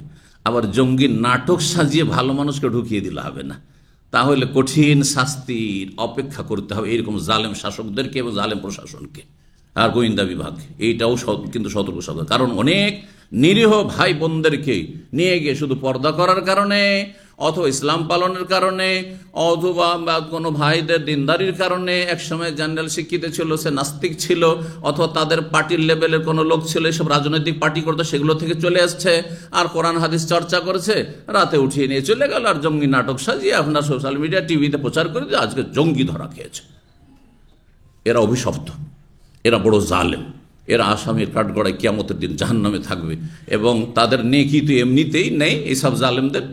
আর সেই দিন, হ্যাঁ, এইসব মজলুমদের গুনহার বোঝাগুলি নিয়ে সেই দিন আরও বেশি জাহান্নামের ইন্ধন হবে এইসব জালেমগুলো। আল্লাহ তাদের অনিষ্ট থেকে রক্ষা করেন। তো 5058 নম্বর হাদিস বর্ণনা করেছেন আবু সাঈদ আব্দুর রহমান আবু সাঈদ খুদরি রাদিয়াল্লাহু তাআলা আনহু থেকে। তিনি বলেন, সামিআতু রাসূলুল্লাহ, আমি রাসূলুল্লাহ বলতে শুনেছি। আগের হাদিসটি ছিল আলী, আর এটা বর্ণনাকারী হচ্ছে আবু সাঈদ খুদরি। হাদিস কিন্তু একই, ওই খারিজি জঙ্গিদের সম্পর্কে। ইয়াখরুজু ফিকুম কওমুন, তোমাদের মাঝে শীঘ্রই একটি জাতির উদ্ভব ঘটবে, মানে বেরিয়ে আসবে, জন্ম নেবে। তাহকিরুনা সালাত মা সালাত, তাদের নামাজের সাথে তোমাদের নামাজকে তুচ্ছ মনে করবে। একসাথে নামাজ পড়লে এত খুশু, এত লম্বা নামাজ, যে তোমাদের নামাজকে তোমরা নিজেই তুচ্ছ মনে করে, আমরা কি রে এদের মতো পরেজগার হইতে পারলাম না। আর ওয়াসিয়ামাকুম মা সালাত, তাদের রোজার সাথে তোমাদের রোজাকে তুচ্ছ মনে করবে। ওয়া আমালাকুম মা আমাল, তাদের আমলের সাথে তোমাদের আমলকে তুচ্ছ মনে করবে। তারা কোরআন তেলাওয়াত করবে, তারা জিকির আজকার করবে, তারা মসজিদে সবসময় ধর্ণা দেবে, হ্যাঁ, কিন্তু আরও কি করবে? ওয়াকরাউনাল কোরআন, কোরআনও পাঠ করবে, কিন্তু কোরআন ভিতরে ঢুকবে না। লা ইউজাউযু হানাজাহুম, তাদের কণ্ঠনালীর নিচে নামবে না কোরআন, মানে আমল করবে না, পরিবর্তন হবে না। ইয়ামরুকুনা মিনাদ দ্বীন, দিন ইসলাম থেকে তারা বেরিয়ে যাবে, মানে দিনের আদর্শ থেকে বেরিয়ে যাবে। খারিজিরা কাফের না বড় ফাসেক ইখতিলাফ রয়েছে। অধিকাংশ ওলামাদের কাছে খারিজি কাফের নয়, যদি কোনো মুসলিমকে কাফের না বলে। হ্যাঁ, যদি খুন করে তাহলে বড় পাপী, কিন্তু যদি বলে যে কাফের, মুসলিম কাফের, তো হাদিস কি রয়েছে, যদি কোনো মুসলিমকে কাফের বলে আর সে কাফের না, তাহলে নিজেই কাফের হয়ে যাবেন। সুতরাং বিদাতি মোল্লারা যারা কোরআন সুন্নাহর আলেমদেরকে, আমাদেরকে কাফের আর ইহুদি নাসারা দালাল, আমেরিকার দাল, অমুকের দাল এসব বলছে, তারাই কিন্তু সেটা হাসরের মাঠে হবে, এটা মনে রাখবেন। জি, তো বলছেন দিন ইসলাম থেকে তারা বেরিয়ে যাবে। কামাই আমরা গোসাহমা মেরাদামিয়া, যেমন তীর বেরিয়ে ফুটো করে চলে যায়। মেরাদামিয়া মানে সঠিক অর্থ এর হচ্ছে শিকারী পশু থেকে, কিন্তু অনুবাদক এখানে রামিয়াতুন মানে ধনুক করেছে, এটি বাংলা একটি অনুবাদে এটা ভুল অনুবাদ করেছে। এমন ভাবে বেরিয়ে চলে গেছে, ইয়ানজুর ফিন নাসল, তারপরে তীরটা উঠিয়ে দেখছে, যে কথাটা বলছিলাম, দেখছে নাসল বলা হয় তীরের অগ্রভাগ, যেখানে ধারালো কি রয়েছে, অংশটুকু রয়েছে, যেটা লোহার, যেটা আসলে যেটা অস্ত্র তীরের, সেটাকে নাসল বলা হয়। বাংলা কি বলা হয় এই ধারালো অংশকে? কোনো নাম আছে? হ্যাঁ, তীরের অগ্রভাগ, নাম নেই, তীরের অগ্রভাগ। আচ্ছা, ফালায়ারা সেন, কিন্তু কিছু সেখানে একটু রক্ত লেগে নেয়, একটু পশমও লেগে নেয়, অথচ একটা ধরেন খরগোশ অথবা একটা শিকারী পশু ভেদ করে এপার থেকে ওপার চলে গেছে। বলছেন যে ওয়ানজারফিল কিদহি, আর তারপরে সেই কঞ্চি বা যে কাঠটা রয়েছে সেটাতে দেখবে যে ওতে কোনো রক্ত বা কোনো পশম লেগে আছে, ওতেও কিছু লেগে নেই। মানে এত দ্রুত বেগে বেরিয়ে গেছে কঞ্চি। ওই যে লোহার অংশ অগ্রভাগের পরে কি থাকে? হ্যাঁ, তীরে কঞ্চি থাকে অথবা কাঠ থাকে, তো সেটাও দেখছে তাতেও কিছু লেগে নেই। ফালাই আর কিছুই দেখতে ওয়ানজরা ফিরিস, তারপরে নিচের শেষ দিকে, তীরের শেষ দিকে একদিকে তো ধারালো অস্ত্র, আর একদিকে কি থাকে? পাখির হ্যাঁ হ্যাঁ ডানা থাকে, থাকে না? পাখির ডানাগুলো থাকে। তো বলছে সেটা দেখবে তাতেও কিছুই লেগে নেই, একবারে বেরিয়ে চলে গেছে ভেদ করে। ওয়া ফালায় আর কিছুই দেখবেন। ওয়া তামারা ফিল ফুকে, আর একেবারে যে আপনার সেই তীরের অগ্রভাগে সামান্য হচ্ছে প্রথম যেটুকু প্রবেশ করে সেইটুকুতে দেখবে যে দেখি তাতে কিছু চিহ্ন বোঝা যাচ্ছে কিনা, একটু রক্তের দাগ টাগ লেগে আছে, তাতেও কিছু নেই। এই উদাহরণ দেওয়ার উদ্দেশ্য কি? যেমন তীর দ্রুত বেগে শিকারীকে ছেদ করে এপার থেকে ওপার চলে যায়, কিছুই পাওয়া যায় না তাতে, দ্রুত বেগে যে তীর চালানো হয় বা যেটা গিয়ে আঘাত করে শিকারীকে, ঠিক তেমনি খারিজি লোক এত আমল, জঙ্গিরা এত আমল করবে কিন্তু তার আমলের কোনো সুফল তাদের জীবনে পাওয়া যাবে না।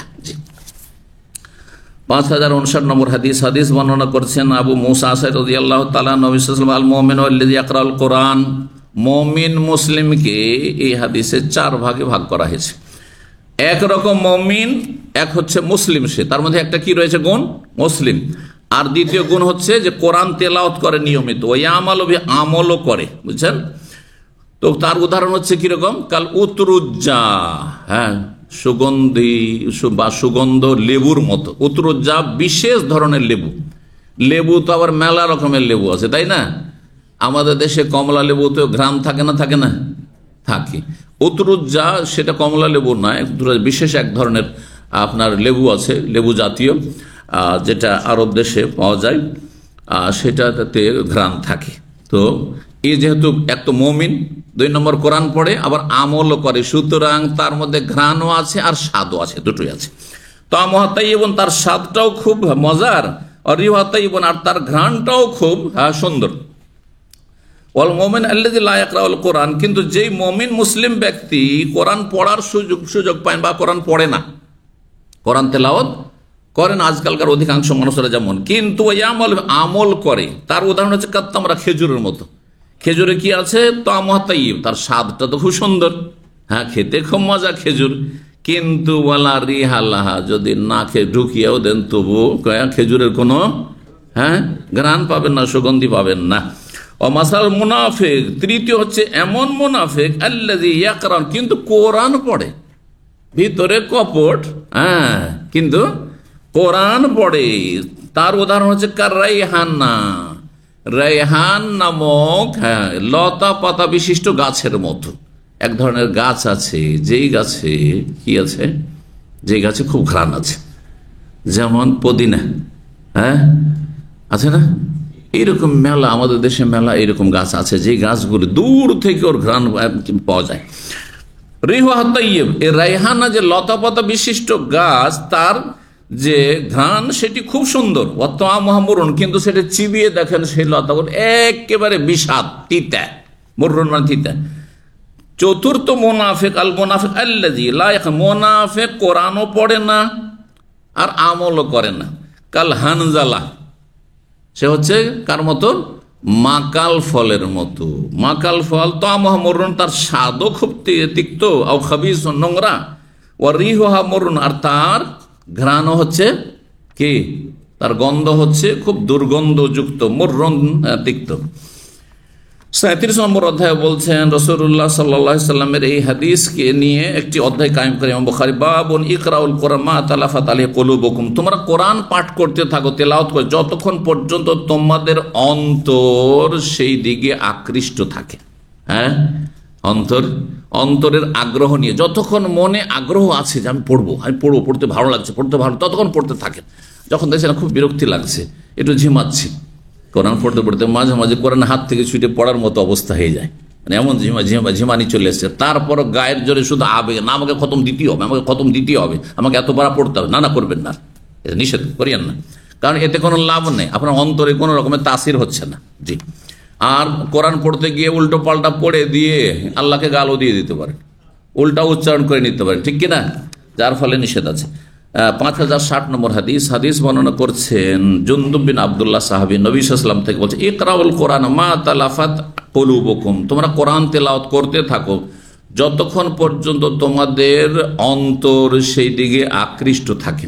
হ্যাঁ, স্বতঃস্ফূর্তভাবে তেলাওয়াত করো যতক্ষণ তোমার মধ্যে এই আপনার অবস্থা আছে। ফাইজ ইখতালাফতুম, যখন এর থেকে তোমার ভিন্ন অবস্থা তৈরি হয়ে যাবে, ইখতিলাফা মানে যখন দেখবে যে আর মন লাগছে না, ফাকুমু আনহু, তখন কোরআনটা বন্ধ করে তুমি দাঁড়িয়ে যাও, উঠে যাও, আর কোরআন পড়িও না।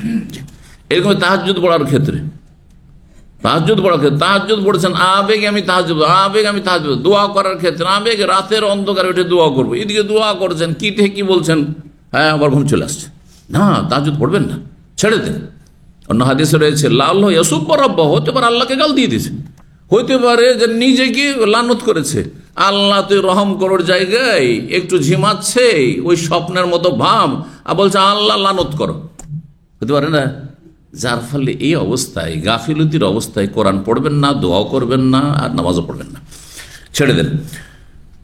ইনশাআল্লাহ আপনার নিয়ত যদি সৎ থাকে নাকি পেয়ে যাবেন আপনি। 5061 নম্বর হাদিস বর্ণনা করেছেন, ওই হাদিসটি কিন্তু সনদে কিছু পার্থক্য রয়েছে বিভিন্ন জায়গায়। নবী সাল্লাল্লাহু আলাইহি ওয়াসাল্লাম বলেন, ইকরাউল কোরআন মা তালাফাত আলাইহি কুলুবুকুম ফাইযা ইখতালাফতুম ফাকুমু আনহু, মা তালাফাত আলাইহি কুলুব, এখানে আলাইহি শব্দটি বেশি আছে শুধু। আর তারপরে এই হাদিসের সমর্থক কিছু হাদিস মোতাবাত এসেছে, সেগুলো বর্ণনা করেছেন। আর অন্য সাহাবী থেকে হাদিসটি বর্ণিত হয়েছে, যেমন আব্দুল্লাহ বিন সামেদ থেকে, উমর থেকে বর্ণিত হয়েছে, কিন্তু হাদিস জুনদুব রাদিয়াল্লাহু তাআলা থেকে বর্ণিত হাদিসটি বেশি সহিহ এবং বেশি সনদে এসেছে, এই কথা ইমাম বুখারী বলছেন।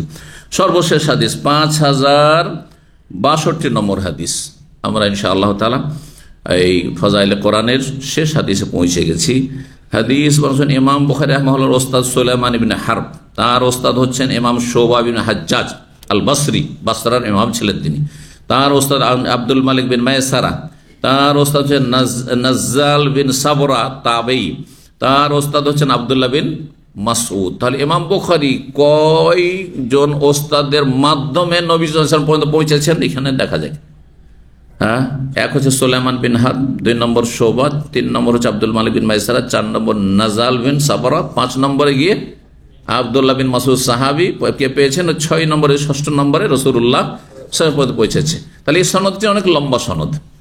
হ্যাঁ, তার চাইতে কম সনদ আপনার মাধ্যম দিয়েও নবী সাল্লাল্লাহু আলাইহি ওয়াসাল্লাম থেকে হাদিস বর্ণনা করেছেন। হ্যাঁ, 5টি মাধ্যম দিয়ে, 5 জনের মাধ্যমে আর 4 জনের মাধ্যমে অনেক হাদিস সহিহ বুখারীতে রয়েছে।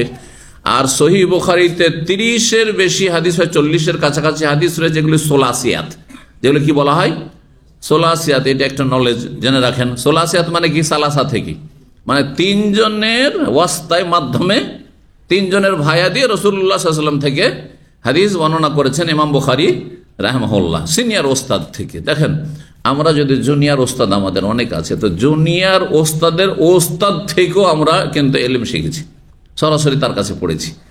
অনেক সময় এটা হয় যে একজন আমার জুনিয়র ওস্তাদ, তার ওস্তাদের ওস্তাদ থেকেও এক সময় গিয়ে ওনার কাছেও ইলম শিখেছি। তাহলে এই 2 জনের কাছে তো একসময় ইলম শিখেছি, এদের ভায়া দিয়ে তো 2 জনের অবস্থা বেড়ে গেল।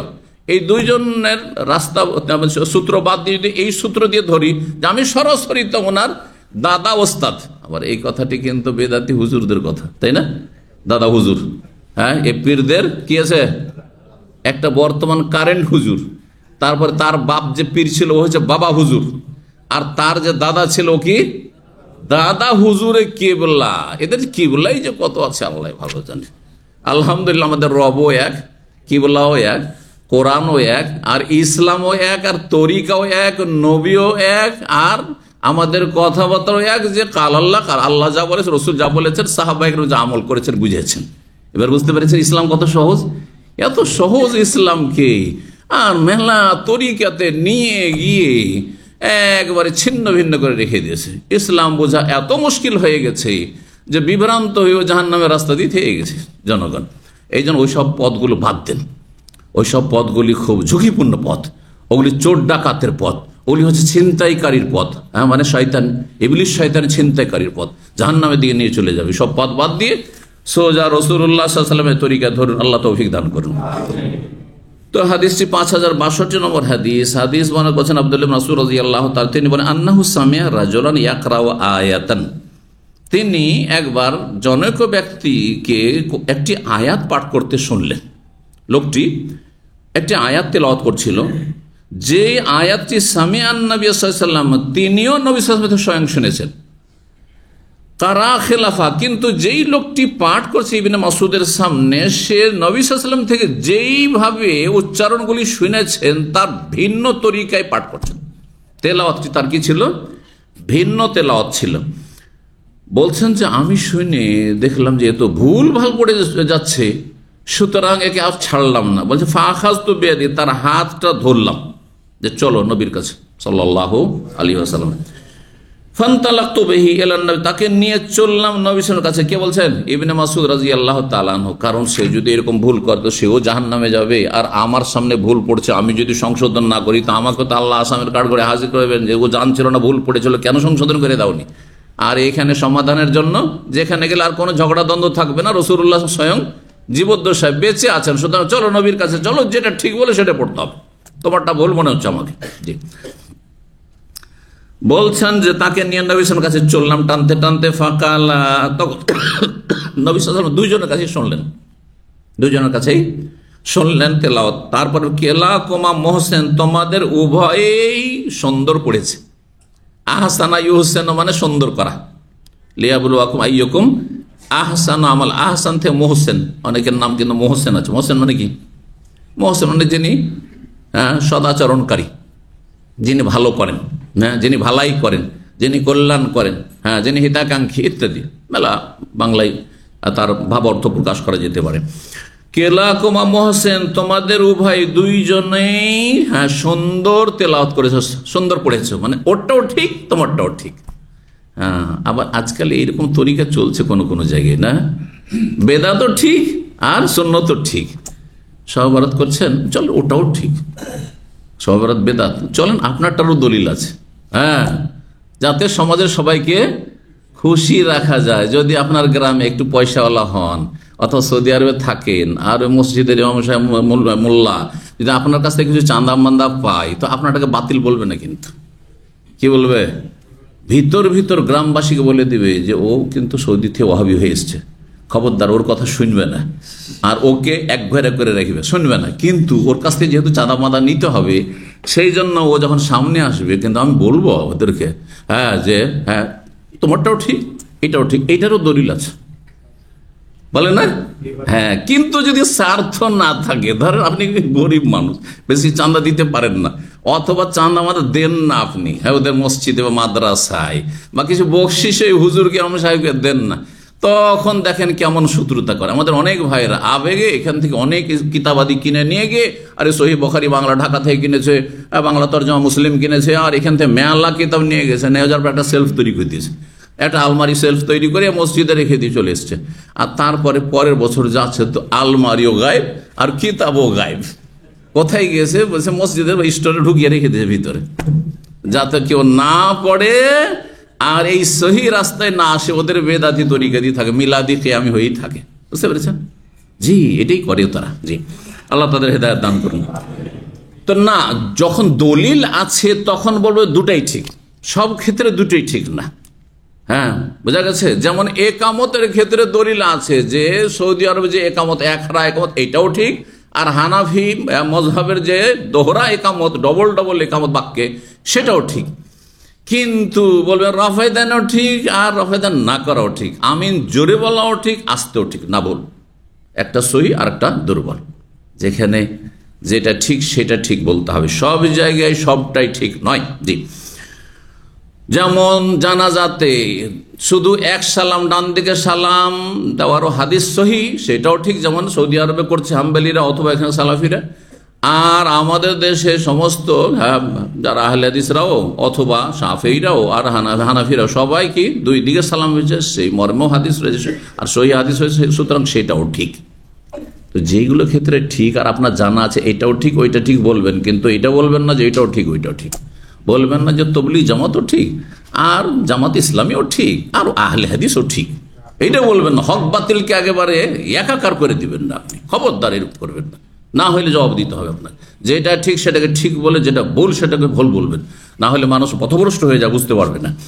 তো বলছিলাম যে নবী সাল্লাল্লাহু আলাইহি ওয়াসাল্লাম বললেন যে তোমাদের দুইজনেই ভালোই পড়েছো, ফাকরা, সুতরাং পড়তে থাকো, যে যেমন পড়ছো ইবনে মাসউদ তোমার মতো তুমি পড়তে থাকো, আর ও অন্য বংশের লোক ওই বংশ ওইভাবে পড়তে থাক। বলছেন আকবর ইলমি কাল, বর্ণনাকারী একটু সন্দেহ হয়েছে যে নবী সাল্লাল্লাহু আলাইহি ওয়াসাল্লাম কথাটি কি বলেছিলেন। তো তিনি বলছেন যে আকবর ইলমি মানে আকসারু জান্নি, আমার খুব বেশি ধারণা, আমার খুব বেশি ধারণা মানে মোটামুটি আমি যেটা বলছি সেটা নিশ্চিত যে নবী সাল্লাল্লাহু আলাইহি ওয়াসাল্লাম শেষখানে বলেছিলেন ফাইন্না মান কানা ক্বাবলাকুম ইখতালাফু ফাআহলাকাহুম, তোমাদের পূর্বের যেসব উম্মতগুলি ছিল তারা তাদের কিতাব নিয়ে, আসমানি গ্রন্থ নিয়ে বিভিন্ন মতে বিভক্ত হয়েছিল। তাওরাতকে বিকৃত করেছিল, ইনজিলকে বিকৃত করেছিল, বাইবেলকে জানেন 4 রকমের বাইবেল পাওয়া যায়। কোন বাইবেলে আমল করবে খ্রিস্টানরা? এখন বর্তমানে প্রসিদ্ধ 4টা বাইবেল আছে, কোনটার আমল করবে? বেদ কয়টি রয়েছে হিন্দুদের?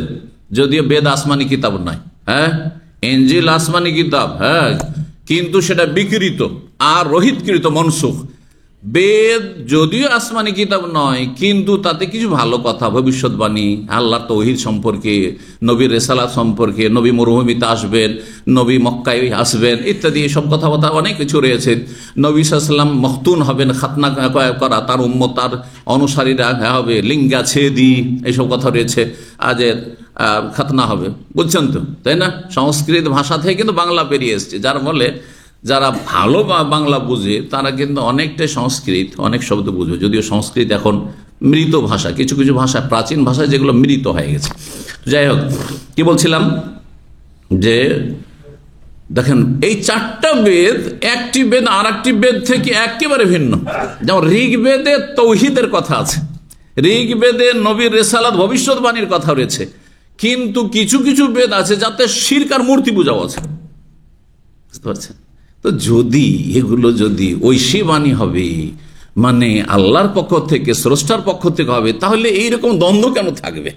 যেমন কোরআন হাদিসে কোথাও শিরকের কথা আছে, মাজার পূজার কথা আছে, মূর্তি পূজার অনুমতি আছে? না, মোটেই নেই। তৌহিদ তো তৌহিদ, সুন্নাহ তো সুন্নাহ। জি, তো বলছেন আমার খুব বেশি বিশ্বাস যে তিনি বলেছেন শেষখানে ফাইন্না মান কানা ক্বাবলা, তোমাদের পূর্বে যেসব উম্মতগুলি, জাতিগুলি ছিল, ইখতালাফু, তারা ধর্ম নিয়ে তারা মতবিরোধ সৃষ্টি করেছে। এই যে ধর্মীয় ফিরকা, ইহুদির 71 ভাগে বিভক্ত হয়েছে, হাদিস রয়েছে, খ্রিস্টানরা 72 ভাগে বিভক্ত হয়েছে, আর এই উম্মত 73 তরিকায় বিভক্ত হবে। সবগুলি জান্নাতি না? সবই ঠিক, কুল্লুহুম ফিন্নার, সবগুলি জাহান্নামে যাবে একটি ছাড়া। আর সেটা হচ্ছে জান্নাতি যারা, যাদের সিলসিলা গিয়ে সাহাবায়ে কেরামদের আকীদা আমলের সাথে মিলছে, মদিনার ইসলামের সাথে মিলছে। আপনাকে আপনার ইসলামটা মদিনার ইসলামের সাথে মিলাইতে হবে, মিলছে কি মিলছে না, আল্লাহ যেন এই তৌফিক দান করেন। তো পূর্বের জাতিরা যারা ছিল তারা আপোষে বিভেদ সৃষ্টি করেছিল ধর্ম নিয়ে, দুনিয়া নিয়ে নয়। জমি জায়গার বিবাদ তো সব যুগে হয়ে থাকে, দুনিয়ার পয়সা নিয়ে তো ঝগড়া সব জায়গায় হয়ে থাকে, কিন্তু ধর্মীয় বিষয়ে তারা বিভেদ সৃষ্টি করেছিল। ফাআহলাকাহুম, সুতরাং আল্লাহ তাদেরকে ধ্বংস করে দিয়েছিলেন। ধ্বংস 2 রকম, একটা হচ্ছে ধ্বংস করা মানে শেষ করে দেওয়া দুনিয়া থেকে, আল্লাহর আযাব দিয়ে, আসমানি আযাব, জমিনে গজব দিয়ে, এটাও একটি অর্থ। আর একটি অর্থ সবচেয়ে বড় ধ্বংস হচ্ছে ঈমান ধ্বংস হয়ে যাও। দেখেন, কোনো মানুষ যদি আসমান জমিনের কোনো বালা মুসিবতে মরেও যায়, ধ্বংস হয়ে যায়, কিন্তু তার তৌহিদ আর সুন্নাহটা, ঈমানটা যদি ঠিক থাকে, কোথায় যাবে? জান্নাতে যাবে। কিন্তু ঈমান যদি ধ্বংস হয়ে যায়, হ্যাঁ, ধরেন ইসলামের নামে সে দেওয়ানবাগির মুরিদ, ইসলামের নামে সে আটরসির মুরিদ, ইসলামের নামে সে মাইজ ভান্ডারির মুরিদ, ইসলামের নামে এইসব বিভিন্ন পীরদের মুরিদ, তাহলে তার কি ধ্বংস করেছে? পীর মরিদি পীরতন্ত্রে জড়িত হয়েছে, বিশ্বাসী হয়েছে, সুতরাং তার ঈমান ইসলাম ধ্বংস হয়ে গেছে। কি হয়েছে? ঈমান ইসলাম ধ্বংস হয়েছে। ঈমান ইসলাম যে ধ্বংস হয়ে যে অবস্থায় মরে তো যাবে কোথায়? জাহান্নামে যাবে। তো তারা ধ্বংস হয়েছে মানে জরুরি নয় যে তারা ধ্বংস হয়েছে মানে তাদেরকে আল্লাহ হালাক করেছেন, বরং তাদের ঈমান ধ্বংস হয়ে গেছে, তাদের ইসলাম ধ্বংস হয়েছে, তাদের ধর্ম ধ্বংস হয়েছে। সুতরাং সর্বনাশ করেছে, আখিরাত সর্বনাশ করেছে। এটা হচ্ছে সবচেয়ে বড় ধ্বংস হওয়া। এখানে আজকের আলোচনা শেষ করছি। জাযাকুমুল্লাহু খাইরান। ওয়া সাল্লাল্লাহু আলা নবিয়িনা মুহাম্মদ ওয়া আলা আলিহি ওয়া সাহবিহি আজমাইন।